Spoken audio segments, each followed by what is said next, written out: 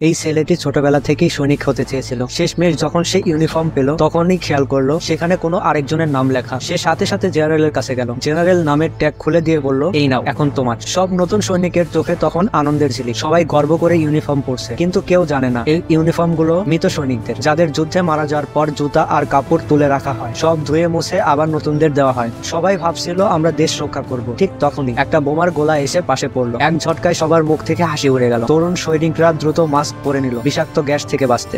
যখন তারা সীমান্তে পৌঁছালো তখন ঝড়ের মতো বৃষ্টি হচ্ছিল আর খাদের মধ্যে পানি জমে উঠছিল। সবাই বালতিতে পানি তুলে বাইরে ফেলতে লাগলো। একসময় বৃষ্টি থেমে গেল। রাতে কিছু সৈনিক সীমান্ত পাহারা দিচ্ছিল। সবাই খুশি ছিল, কারণ আজ প্রথমবার তারা বন্দুক হাতে পেয়েছে। ঠিক তখনই একটা গুলি ছুটে এসে এক ছেলের হেলমেটে লাগে। ভাগ্য ভালো, হেলমেট ছিল। ডেভিড পানি বেঁচে গেল। সিনিয়ররা বলল, লুকিয়ে পাহারা দাও, না হলে মরবে। এরপরই শত্রুরা হামলা চালালো। জেনারেল সবাইকে বাংকারে ঢুকতে বলল। সব সৈনিক ভয় পাচ্ছিল, কারণ শত্রুর সংখ্যা অনেক বেশি। একজন সাহস করে দৌড়ে বাইরে যেতেই সে গুলিতে মারা গেল। বাংকার এত ভারী ছিল যে সেটা ভেঙে পড়লো আর অনেক সৈনিকের মৃত্যু হলো। কিন্তু ডেভিড তখনও বেঁচে ছিল। সে তার আশেপাশে ছড়িয়ে থাকা মৃত সহযোদ্ধাদের দেখছিল আর কাঁদছিল।